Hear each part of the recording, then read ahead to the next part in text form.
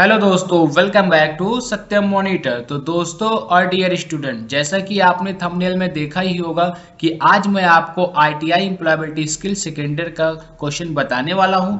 तो जैसा कि मैंने आपको थंबनेल में बताया है, मैं आज आपको इतना सिंपल तरीके से बताऊंगा कि आप इस वीडियो को एक बार देखेंगे और कभी भी भूल नहीं पाएंगे। बहुत ही सिंपल वे में मैं आज आपको सिखाने वाला हूं, सारे क्वेश्चन मैं बताने वाला हूं। तो स्टार्ट करते हैं अपने पहले क्वेश्चन को। तो पहले क्वेश्चन में बढ़ने से पहले आप लोगों से एक रिक्वेस्ट है कि जो लोग इस वीडियो को पहली बार देख रहे हैं वो मेरे चैनल को सब्सक्राइब कर दें, ताकि आपको आईटीआई के हर एग्जाम की प्रिपरेशन के लिए वीडियोस मिलती रहें।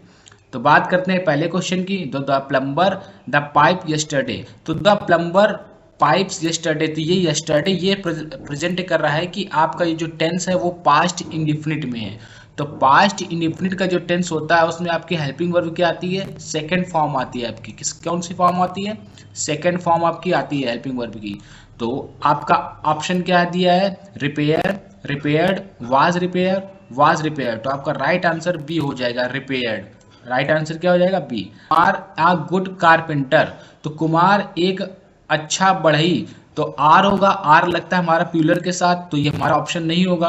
कैन सकता मतलब नहीं होगा, बी होना होगा, ये भी नहीं। तो इज हमारा क्या है? राइट आंसर है। Kumar is a good carpenter. Kumar एक अच्छा बढ़ई है। ठीक है। तो come tomorrow and fix the door not this sentence is, यानी कल आना और दरवाजा ठीक करना, यह वाक्य क्या कहलाता है? तो कम टुमारो। जब भी सेंटेंस में आपको सब्जेक्ट नहीं दिया है या कोई क्वेश्चन वर्ड नहीं दिया हुआ है, जैसे सब्जेक्ट हो गया, क्वेश्चन वर्ड हो गया, आपका इंट्रोगेटिव से जो स्टार्ट होता है वो वर्ड नहीं दिया हुआ है आपको, तो वो आपका सेंटेंस क्या हो जाएगा? इंपरेटिव हो जाएगा। इंट्रोगेटिव में आपको लास्ट में सेंटेंस में क्वेश्चन मार्क मिलता है, एक्सक्लामेटिव में आपको लास्ट का एक्सक्लामेटिव का साइन मिलता है और नन में कुछ नहीं। तो आपका राइट आंसर हो जाएगा बी, इंपरेटिव सेंटेंस है। ये कौन सा है आपका?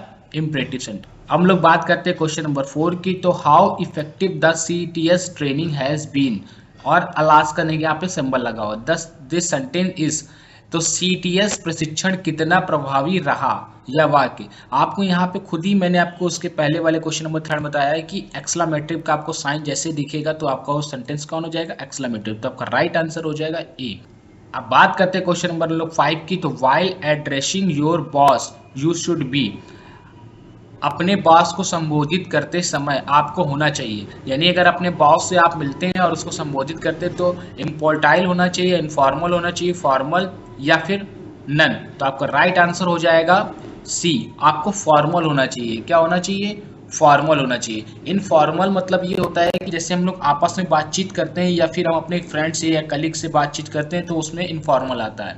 क्वेश्चन 6 की, the customer requested to the lady executive to display the different mobile phones model. The customer asks blank to mention the cost of the mobiles too. तो ग्राहक ने महिला अधिकारी से विभिन्न मॉडल दिखाने का अनुरोध किया, यानी प्रदर्शित मतलब दिखाने का। तो ग्राहक ने मोबाइल की कीमत और का मतलब मोबाइल की कीमत के बारे में पूछा। तो यहाँ पे लेडी के लिए कौन सा वर्ड आएगा? हिम आएगा, हिज आएगा, हर आएगा, या इट आएगा? तो अगर लेडी होती है तो उसको हम लोग सी से प्रदर्शित करते हैं, यानी कि सी से हम उसको बताते हैं। सी मतलब लेडी के लिए लगता है। तो ये सब्जेक्ट है आपका, ऑब्जेक्ट हो जाएगा आपका क्या हो जाएगा? हर। यहाँ पे आपको हर आएगा। तो द कस्टमर आस्क्ड, तो यहाँ पे आपका क्या आएगा? हर। तो आपका राइट आंसर हो जाएगा सी। क्वेश्चन नंबर 7 की। जो the ITI principal called Manoj, the principal asked to show hall ticket for the CTS examination, यानी कि आईटीआई के प्रधानाचार्य यानी प्रिंसिपल ने मनोज को बुलाया और अपना एडमिट कार्ड दिखाने के लिए कहा। तो अपना एडमिट कार्ड दिखाने के लिए, तो टू आस्क, अब यहाँ पे मनोज क्या है? एक लड़का है, तो लड़के के लिए ही आता है, तो अब ही एक सब्जेक्ट है। ही क्या है? एक सब्जेक्ट। उसके बाद ऑब्जेक्ट होता है इसका हिम, और क्या होता है आपका? हिज। ये हमारे तीन होते हैं। इसके बाद आपका हिम हो जाएगा ये यहाँ पे, और हिज हो जाएगा। तो द प्रिंसिपल आस्क्ड, अब यहाँ पे हिम हिज आएगा या हिम हर आएगा? हर। तो ये हर वाले ऑप्शन नहीं होंगे, हर लड़की के लिए। तो आपका राइट आंसर हो जाएगा ए। यहाँ पे आपका हिम फिल होगा और यहाँ पे क्या होगा? हिज फिल होगा। क्वेश्चन नंबर 8 की। तो hi how are you, what's up, these are example, यानी कि hi how are you, hello क्या हाल है, यानी आप कैसे हैं, और क्या चल रहा है, ये उदाहरण कैसा है? फॉर्मल कम्युनिकेशन है या इनफॉर्मल कम्युनिकेशन या पोलाइट कम्युनिकेशन या नन? तो हाय हेलो हम किससे करते हैं, अपने दोस्तों से करते हैं या अपने रिलेटिव से करते हैं जिनसे हम लोग नॉर्मली मौज मस्ती मजाक में बातचीत करते हैं। तो फॉर्मल आपका ऑफिस के लिए होता है, तो ये आपका नहीं होगा राइट आंसर। इनफॉर्मल कम्युनिकेशन होगा आपका राइट आंसर, तो इनफॉर्मल क्या हो जाएगा आपका, बी ऑफ राइट आंसर हो जाएगा आपका। पोलाइट कम्युनिकेशन वो होता है जब किसी से हम प्रधानाचार्य किसी और से हम लोग रिक्वेस्ट करते हैं या विनम्र से बात करते हैं। क्वेश्चन नंबर 9 की, तो how do you come to work, what is your qualification, this are example of, यानी आप काम कैसे करते हैं, आपकी योग्यता क्या है। ये उदाहरण कैसा है, फॉर्मल कम्युनिकेशन है, इनफॉर्मल कम्युनिकेशन है, इम्पोर्टाइल कम्युनिकेशन या प्रॉपर कम्युनिकेशन। तो ये आपका फॉर्मल कम्युनिकेशन होगा। जैसे हाउ डू यू वर्क, आप काम कैसे करते हैं, आपकी योग्यता क्या है। जैसे आप कहीं इंटरव्यू देने जाते हैं या किसी जॉब के लिए, तो आपसे ऐसे क्वेश्चन पूछे जाते हैं, जैसे how how do you work to, और व्हाट इज योर क्वालिफिकेशन। तो ये आपका राइट आंसर हो जाएगा फॉर्मल कम्युनिकेशन। अब बात करते हैं क्वेश्चन नंबर 10 की, if you meet your supervisor in the grocery store you will, यदि आप किनारे की दुकान पे अपने पर्यवेक्षक यानी सुपरवाइजर से मिलते हैं, तो आप, अगर आप कहीं पे गए हुए हैं किसी दुकान शॉप में सामान लेने के लिए, किसी भी किनारे की शॉप में, अगर आपको वहाँ पे आपके बॉस या सुपरवाइजर या मैनेजर कुछ भी सीनियर मिल जाते हैं, तो turn your face and go away, आप उनको देख के वहाँ से चले जाएंगे या रन टू हिम या भाग जाएंगे आप। ग्रीट हिम हर फॉर्मली या ग्रीट हिम हर इनफॉर्मली। तो आपको खुद ही पता चल रहा होगा कि हम लोग क्या बोलेंगे इसमें। आपको राइट आंसर आप बताइए यहाँ पे क्या होगा। तो आपका राइट आंसर हो जाएगा ग्रीट हिम हर फॉर्मली, हम उनको विनम्रता से निवेदन करेंगे यानी कि नमस्ते करेंगे या जो भी हमें बोलना हो, good evening, good morning, etcetera. तो आपका राइट आंसर हो जाएगा सी। और यहाँ पे फॉर्मली इन इसलिए रहेगा, इनफॉर्मली हम नहीं बोल सकते हैं। क्यों नहीं बोल सकते हैं, क्योंकि वो हमारा दोस्त यार नहीं है, इसलिए आपका फॉर्मली होना चाहिए। क्वेश्चन नंबर 11 की, तो when you borrow a screw driver from a trainee you should be say, जब आप एक प्रशिक्षण से प्रशिक्षक उधार लेते हैं, यानी अगर आपने किसी से स्क्रू ड्राइवर उधार ले लिया अपने ट्रेनी से, यू शुड आपको क्या कहना चाहिए, give me us your screwdriver, can you give me your screwdriver, what a nice screwdriver you have, spare your screwdriver। तो आपका राइट आंसर क्या हो जाएगा, आप बताइए। तो आपका राइट आंसर हो जाएगा can you give me a screw driver, हम उससे मांग रहे हैं तो क्या तुम मुझे अपना स्क्रू ड्राइवर दे सकते हो। अब बात करते हैं क्वेश्चन नंबर 12 की, the company asked the carpenter to design a box with the given dimension, when it was approved he made many more for the company।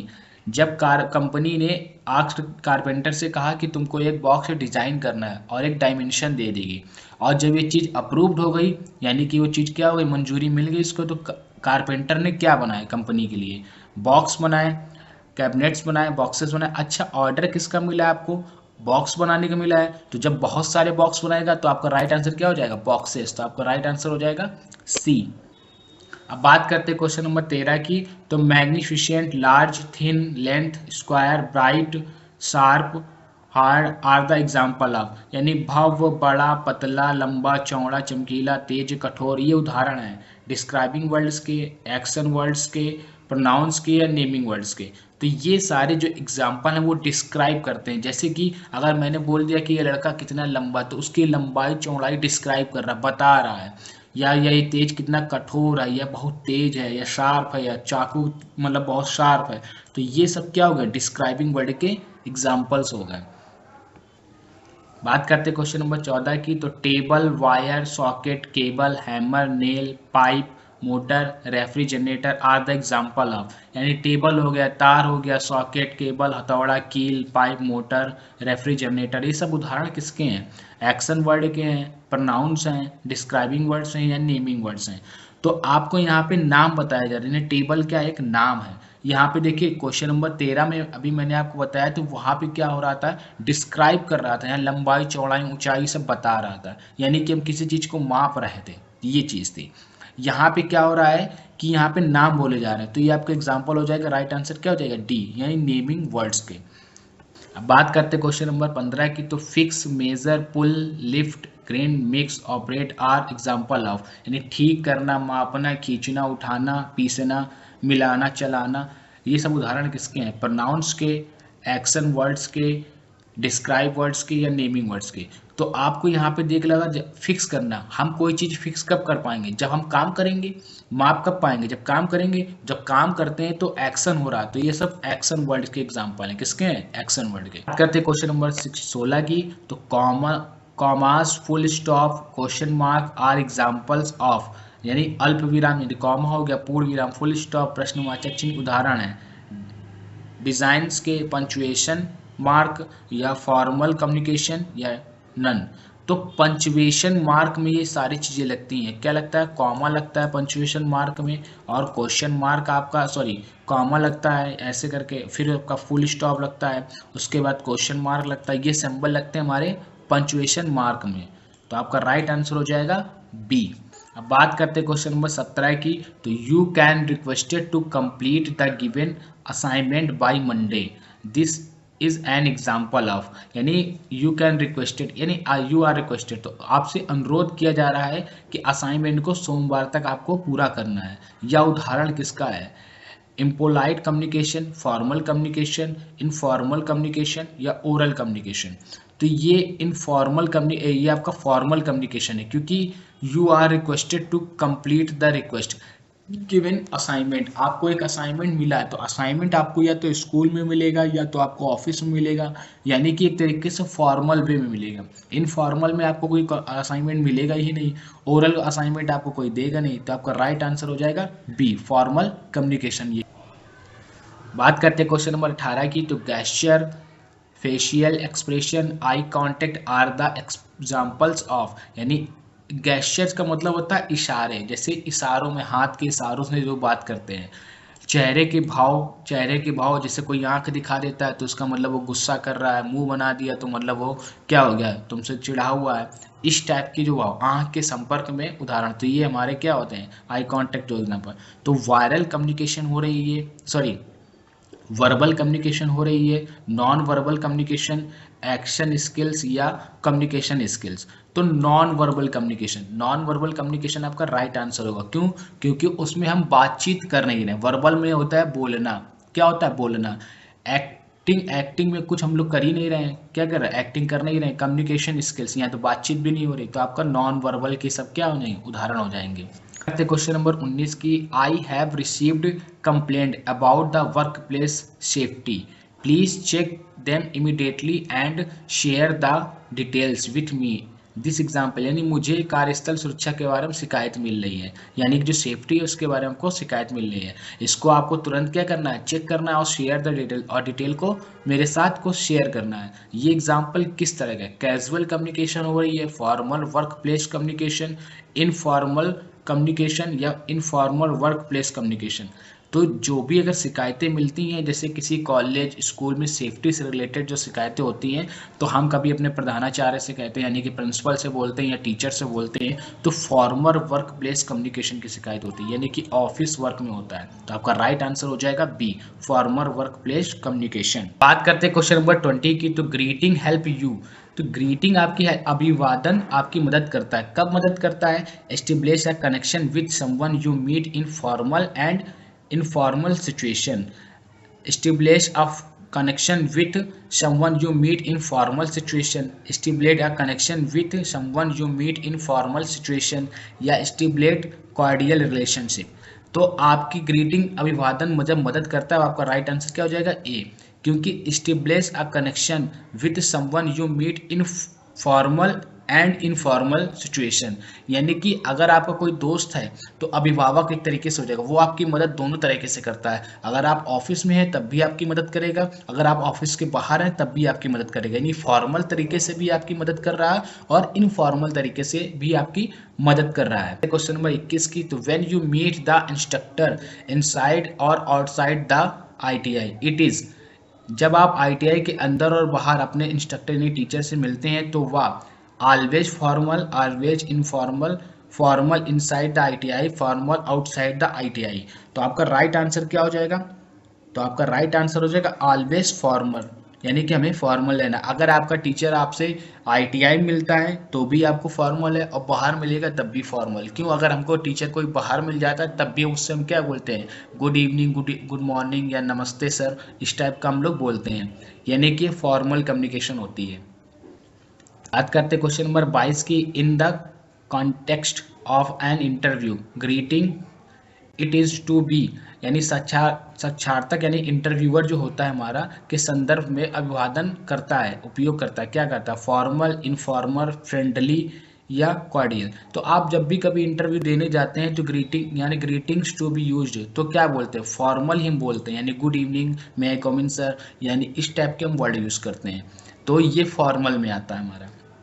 बात करते हैं क्वेश्चन नंबर 23 की, तो when you make a inquiry at a bank it is situation, जब आप किसी bank से पूछताछ करते हैं, यानी बैंक में जाके किसी भी एम्प्लॉय से या मैनेजर से पूछताछ करते हैं, तो यह होता है, कैसी कम्युनिकेशन होती है, क्या परिस्थिति होती है, and informal, a formal, a friendly, a casually. तो ये हमारी कैसी होती है, ये हमारी होती है अफॉर्मल। हम कहीं भी जाते हैं, स्कूल, कॉलेज और हमारी बैंक हो गई, यानी अगर हम कहीं पे अपने सीनियर से मिलते हैं वो फॉर्मल कम्युनिकेशन में ही आ जाता है। किस में आता है, फॉर्मल। इनफॉर्मल हमेशा वो फ्रेंड सर्कल में होता है, रिलेशनशिप में होता है, जैसे हमारे घर में रिलेशनशिप होता है मम्मी पापा, ये सब इनफॉर्मल में आ जाता है। फॉर्मल में हमारा सब कुछ जो टीचर से होते हैं या हमारे बड़े कोई बैंक अधिकारी या सर हैं उनके साथ सब क्या आता है, फॉर्मल। बात करते हैं क्वेश्चन नंबर 24 की, तो ड्यूरिंग द कोविड-19 pandemic it is the better to then shake hand and say namaste then, यानी कोविड-19 महामारी के दौरान यह बेहतर है कि हाथ मिलाने से ज़्यादा और नमस्ते करने से, क्या, हग वेव हैंड्स हग और होल्ड हैंड्स हग नन, यानी कि वेव हैंड्स हग यानी कि हमें क्या होना है, दूर से ही लोगों को हग करना चाहिए, नमस्ते करना चाहिए यहाँ। तो आपका राइट आंसर क्या हो जाएगा, बी। क्वेश्चन नंबर 25 की, तो a good helps to create a good first impression, एक अच्छा बनने में मदद करता है, प्रभाव क्या मदद करता है, तो family, friend, self introduction, all of the above. तो आपका राइट आंसर हो जाएगा सेल्फ इंट्रोडक्शन। जितना अच्छा आप इंट्रोडक्शन देंगे उतनी अच्छी इमेज आपकी उसके सामने बन जाएगी। कहते हैं ना, first impression is the last impression. तो जैसा आप अपने आप को उसके साथ प्रेजेंट करेंगे, इंट्रोडक्शन देंगे, वैसा उसके दिमाग में आपकी इमेज बन जाएगी, तो आपकी एक तरीके से पॉपुलैरिटी बढ़ जाएगी। तो दोस्तों और डियर स्टूडेंट, आई होप आपको ये वीडियो बहुत पसंद आया होगा। तो आज मैंने आपको एम्प्लॉयबिलिटी स्किल सेकेंड ईयर के टॉप 25 क्वेश्चन करा दिए हैं। ये पार्ट 1 था। पार्ट 2 में मैं आपको फिर से टॉप 25 क्वेश्चन कराऊंगा। मैं आपको आईटीआई की सारे ट्रेड्स के जितने भी मोस्ट इंपॉर्टेंट क्वेश्चन है, हर एक ट्रेड्स के आपके मोस्ट इंपॉर्टेंट क्वेश्चन लेकर आऊँगा। तो जुड़े रहिए मेरे चैनल से, और जो लोग इस वीडियो को पहली बार देख रहे हैं उस चैनल को ज़रूर सब्सक्राइब करें और इस अपने दोस्तों में शेयर कीजिए जो लोग भी आईटीआई की एग्ज़ाम की तैयारी कर रहे हैं। तो मिलते हैं नेक्स्ट वीडियो में।